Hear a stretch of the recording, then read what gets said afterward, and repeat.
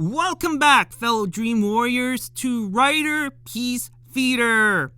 Me, Alistair Dayhawk, and tonight, me proud to present Kamen Rider Zeztz, episode 26. So guys, the first 20 minutes of this episode is nothing more than a recap episode. Can you believe that everything that transpired between the pilot to now all got squeezed in 20 minutes? I'm like, damn. For close to 7 months, everything got told in 20 minutes.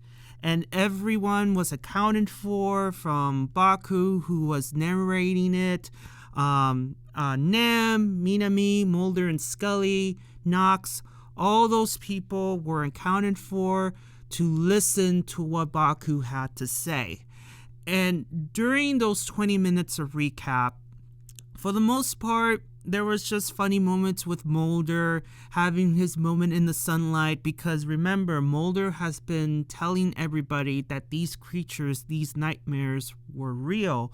And when Baku was narrating what the nightmares are and that they're real, we have a moment of Mulder being all happy and excited, having his own "I told you so" moment.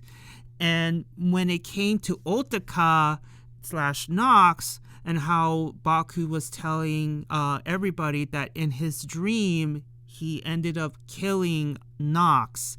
And this is where Mulder gets all crazy. But before that, as Baku was narrating his story, and when the topic of Nox came in, Baku just turns and stares at Nox and be like, I know you're here. And we have a moment between the two.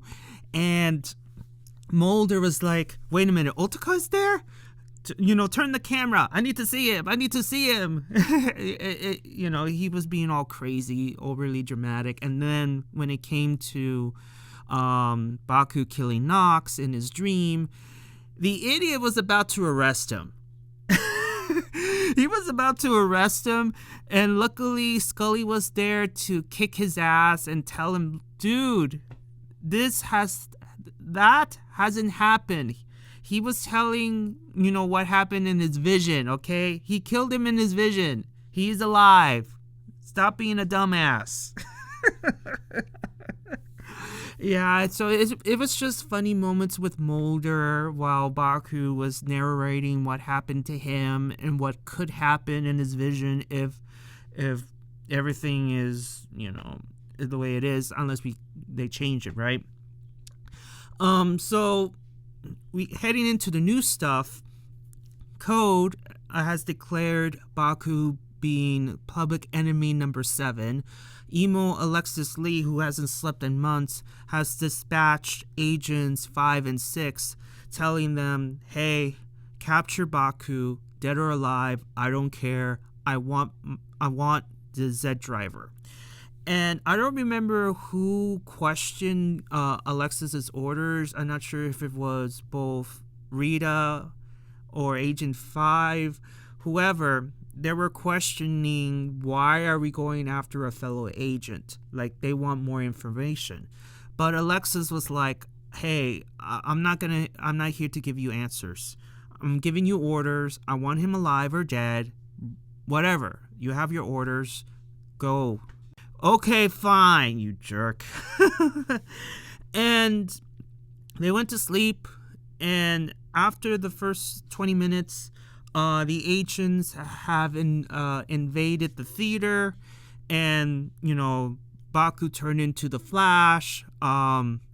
Nox has yet to get his Nox Knight form, or his other form, his Kamen Rider Nox form. He hasn't got those yet, so he is fighting on his own with his, shotgun, even though, he could have transformed into Nox Knight if he wanted to, because he had that weapon in hand, but, yeah. So in any case, we had, 4-way fight between the agents and Nox and Baku, and then everybody met up in the middle of the theater with all, the chairs and all that stuff, and everybody was pointing their guns at each other. which is funny because it's just reminiscent to Pirates of the Caribbean 3, where the pirates has had everybody at gunpoint. And what's interesting about this scene, however, Rita and Baku were the only ones in the rider forms, while Nox and Five were still in their human form. So I thought that was cool. And then everybody's at a standstill. Everybody was staring at each other and be like, okay, so we're at a standstill here. So how are we going to do this? Who's going to shoot first? All of a sudden, the scene changes from the theater to the Toei warehouse. And everybody was wondering, okay, how did we get here? And I'm sure Nox or Baku was like staring at the agents like, did you do this? And the agent's like, no, we didn't do anything. Did you do this? No. And then we get to see the debut of Kamen Rider Dawn. He shows up as a badass. He looks like an executioner. And as of right now, we don't know who is aligned with. Is he aligned with Code? Is he aligned with the lady? Which, by the way, speaking of the crazy lady, she knows that Baku has the powers of a seer. So she's like, oh, how interesting. He has unlocked the powers of visionary dreams. And she destroys a butterfly instead of a potted plant. So she's now the killer of butterflies now. Potted plant killer, butterfly killer. So fast forward, Dawn shows up as a badass, as an executioner, and Baku's like, I haven't seen this guy before, so that means the future is changing. And he ends up attacking everybody, Dawn is, and we see huge explosions in the warehouse, and that's how the episode ends. So yeah, like I told you guys yesterday in regards to Dawn, we don't know if he is an agent, a fellow agent. Is he working with Code? We don't know that. With the lady, we don't know if he's working for the lady. He looks like he may be aligned with the lady. But I don't know. I get this feeling that he is an independent worker as of right now. That's my theory, that he's independent. He just attacks everybody. It doesn't matter if it's Code members or nightmares. Like, he is attacking everybody. So it makes sense because he looks like a rabbit beast, and a rabbit beast attacks everybody, friend or foe alike. It just attacks everybody. Yeah, I mean, that's it. It's just a recap episode with Code trying to capture Baku, and it seems like the lady, knowing that Baku has these powers now, she may have an interest in him and wants to capture him as well. And Dawn, we don't know where his allegiances lie. So the Black Case Files have 3 enemies to deal with so far. Until Dawn declares that I'm in league with so-and-so, Baku has to deal with 3 enemies. I mean, there's nothing much to say. I mean, it's just, again, it's a recap episode.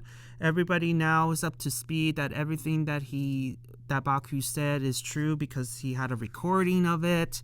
Yeah, and aside from, Code and Mulder having his moments, I mean, that's it. And of course, the debut of Dawn, and the suit is badass. Like, again, it reminds me of Dread.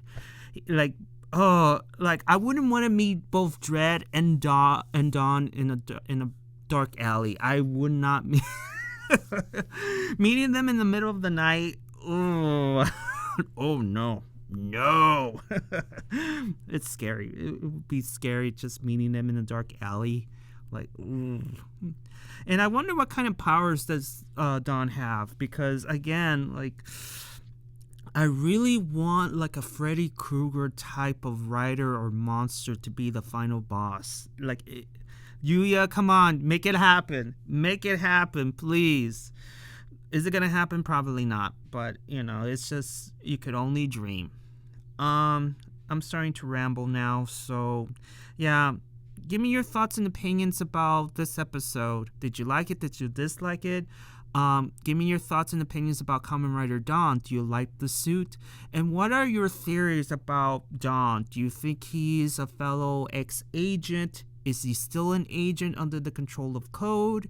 Is he aligned with the nightmares and the lady? Or he is aligned with himself? He just attacks everybody because he likes the thrill of battle. I don't know. Give me your thoughts and opinions on that. Give me your thoughts and opinions about Dawn. And yeah, give it a like if you like it. Please subscribe. And I'll see you all on the other side of Oblivion. Johnny!